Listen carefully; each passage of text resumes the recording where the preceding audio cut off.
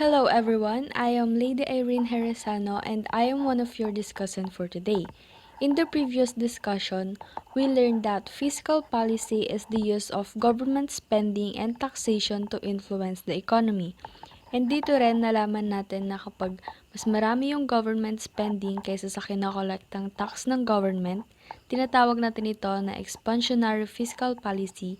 And kapag naman mas marami yung nakokolektang taxes kaysa sa ginagastos ng government, ito naman yung tinatawag natin na contractionary fiscal policy. And aside from that, na-discuss na rin in the previous module yung multiplier, which is the ratio of the change in real GDP caused by an autonomous change in aggregate spending to the size of that autonomous change. So we already have an idea about it, kaya naman proceed na tayo on our topic for today, which is the fiscal policy and the multiplier. With this topic, learners are expected to know why fiscal policy has a multiplier effect and how the multiplier effect is influenced by automatic stabilizers. So first, using the multiplier to estimate the influence of government policy. In the previous discussion, we learned that expansionary fiscal policy shifts the aggregate demand curve to the right, and contractionary fiscal policy shifts the aggregate demand curve to the left. However, just knowing the direction of the shift is not enough. Policymakers need to estimate of how much the aggregate demand curve is shifted by a given policy. And in order to get these estimates, the policymakers use the concept of the multiplier. And with that, let us talk about the multiplier effects of an increase in government purchase of goods and services. Suppose that a government decides to spend a $50 billion in building bridges and roads. The government's purchase of goods and services will directly increase total spending on final goods and services by $50 billion. But as we learned, there will also be an indirect effect, and ito na nga yung nagkakaroon ng chain reaction sa economy. So, the firms that produce the goods and services purchased by the government earn revenues that flows to households in the form of wages, profits, interest, and rent. So, this increase in disposable income leads to a rise in consumer spending, and the rise in consumer spending in turn induces firms to increase output, leading to a further rise in disposable income, which leads to another round of consumer spending increases and so on. In the previous module, we considered a simple case in which there are no taxes or international trade, so that any change in GDP accrues entirely to households. We also assume that the aggregate price level is fixed, so that an increase in nominal GDP is also a rise in real GDP, and that the interest rate is fixed. In that case, the multiplier is 1 divided by 1 minus MPC. So, yung formula ng multiplier is 1 divided by 1 minus MPC. And for example, yung marginal propensity to consume or MPC is 0.5. Therefore, the multiplier is 1 divided by 1 minus 0.5. So, isusubtract lang natin yung 1 sa 0.5 to get 0.5. And after nyan, i-divide lang natin yung 1 sa 0.5 to get the answer, which is 2.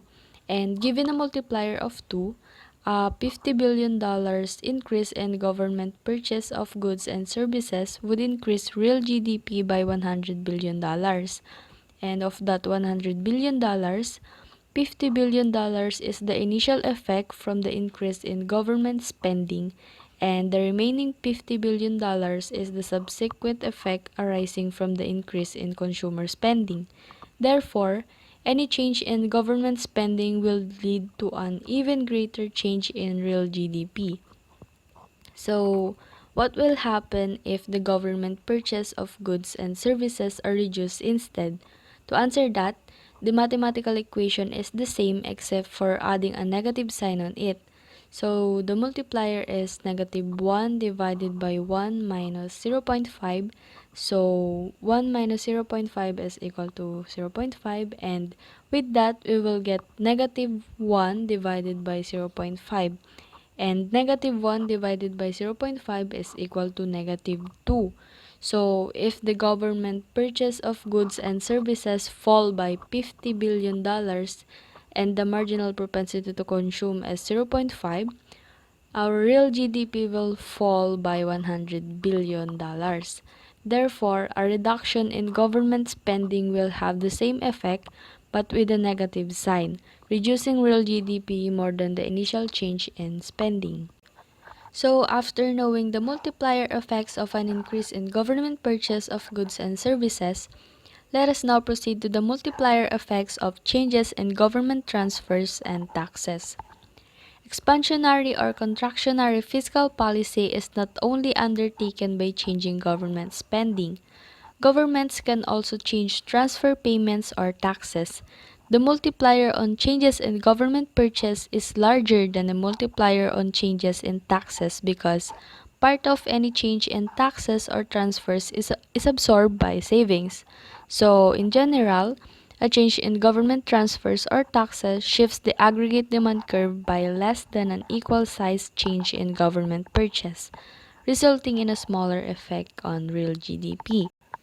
To see why, imagine that instead of spending $50 billion on building bridges, the government simply hands out $50 billion in the form of government transfers. In this case, there is no direct effect on aggregate demand, as there was with government purchase of goods and services. Real GDP goes up only because households spend some of that $50 billion and they probably won't spend it all. As you can see, we have here a table showing the hypothetical comparison of two expansionary fiscal policies, assuming an MPC that is equal to 0.5 and a multiplier that is equal to 2. On the table, one in which government directly purchased $50 billion in goods and services and the other one makes transfer payments instead. In each case, merong first round effect sa real GDP. It's either from purchase by the government or from purchase by the consumers who receive the checks, followed by a series of additional rounds as rising real GDP raises disposable income. Pero kung makikita natin sa first round, mas maliit yung effect ng transfer program kasi inassume natin na 0.5 yung MPC kaya naman sa $50 billion, $25 billion lang yung nagastos and yung another $25 billion naman is na-save. And as a result, mababa na rin yung mga sumunod pang rounds and in the end, tumaas lang yung real GDP ng transfer payment ng $50 billion. In comparison, a 50 billion increase in government purchase produces a $100 billion increase in real GDP. So, tinanay kong mag-search ng formula to get that and yung nahanap ko is MPC times a change in government spending. So, try natin gamitin sa first and second round effect as an example lang. Assuming that the MPC is 0.5 and the change in government spending is $50 billion, we will just multiply 0.5 to $50 billion to get $25 billion. So therefore, only $25 billion of the $50 billion is spent with the other $25 billion saved. And for the second round, we will just also multiply 0.5 to $25 billion to get $12.5 billion, and therefore, only $12.5 billion of the $25 billion is spent with the other $12.5 billion saved. Overall, when expansionary fiscal policy takes the form of a rise in transfer payments, real GDP may rise by either more or less than the initial government outlay. That is, the multiplier may be either more or less than 1 depending upon the size of the MPC. In the table, with an MPC of 0.5, the multiplier is exactly 1 because the formula in getting the change in transfers or taxes is MPC divided by 1 minus MPC. So, if the MPC is equal to 0.5 and 1 minus 0.5 is 0.5, we can divide 0.5 to 0.5 to get 1. Therefore, a $50 billion rise in transfer payments increases real GDP by $50 billion.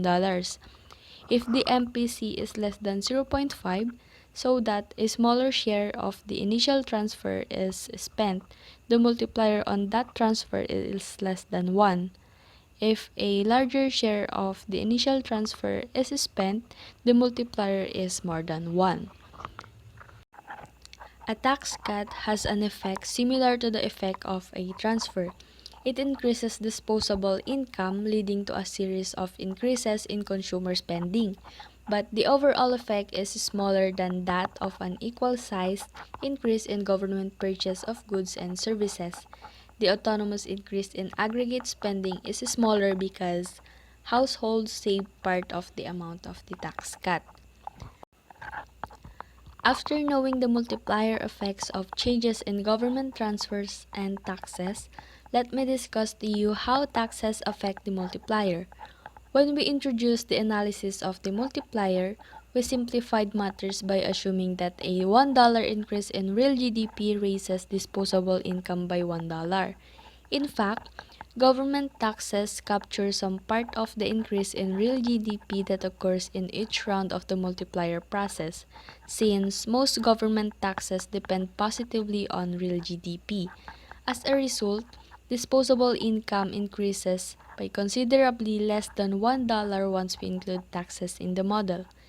The increase in government tax revenue when real GDP rises is not the result of a deliberate decision or action by the government.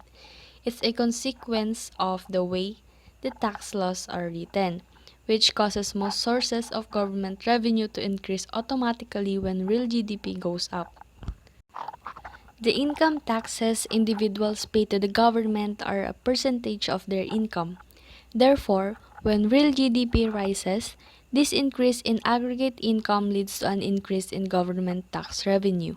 In the real world, governments really impose lump sum taxes in which the amount of the tax an individual owes is independent of his or her income.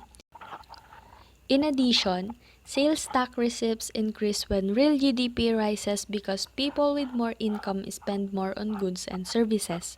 And corporate profit tax receipts increase when real GDP rises because profits increase when the economy expands. The effect of these automatic increases in tax revenue is to reduce the size of the multiplier.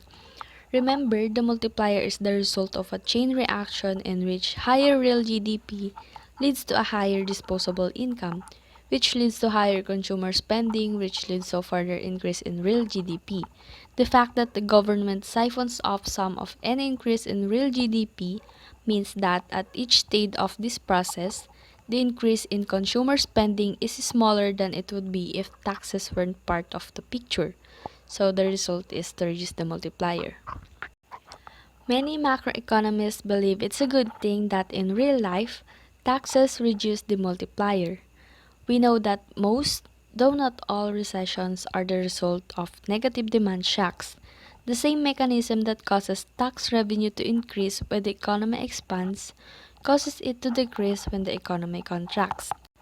Since tax receipts decrease when real GDP falls, the effects of these negative demand shocks are smaller than they would be if there were no taxes. The decrease in tax revenue reduces the adverse effect of the initial fall in aggregate demand. This automatic decrease in government tax revenue caused by a fall in real GDP acts like an automatic expansionary fiscal policy, which decreases taxes, and the automatic increase in government tax revenue caused by a rise in real GDP acts like an automatic contractionary fiscal policy, which increases taxes. Government spending and taxation rules that cause fiscal policy to be automatically expansionary when the economy contracts and automatically contractionary when the economy expands without requiring any deliberate action by policymakers are called automatic stabilizers. The rules that govern tax collection are not the only automatic stabilizers, although they are the most important ones. Some types of government transfers also play a stabilizing role. For example, more people receive unemployment insurance when the economy is depressed than when it's booming. So transfer payments tend to rise when the economy is contracting and fall when the economy is expanding. like changes in tax revenue. These automatic changes in transfers tend to reduce the size of the multiplier because the total change in disposable income that results from a given rise or fall in real GDP is smaller. As in the case of government tax revenue, many macroeconomists believe that it's a good thing that government transfers reduce the multiplier. Expansionary and contractionary fiscal policies that are the result of automatic stabilizers are widely considered helpful to macroeconomic stabilization because they blunt the extremes of the business cycle. But what about fiscal policy that is not the result of automatic stabilizers? Di ba pag automatic stabilizer, it is a budget policy automatically changes to stabilize fluctuations in GDP. So, if it is not a result of automatic stabilizer, dito naman ngayon papasok yung discretionary policy. Discretionary fiscal policy is fiscal policy that is the direct result of deliberate actions by policymakers rather than automatic adjustment. For example, during a recession, the government may pass legislation that cuts taxes and increases government spending in order to stimulate the economy. So, the key difference with these two types of financial policy approaches is timing of implementation. So, when the economy begins through an economic fluctuation, automatic stabilizers immediately respond without any official or government body having to take the action, and with discretionary policy, there is a significant time lag before action can be taken. In general, economists tend to support the use of discretionary fiscal policy only in special circumstances such as an especially severe recession. So that ends my topic. Thank you for listening and God bless us all.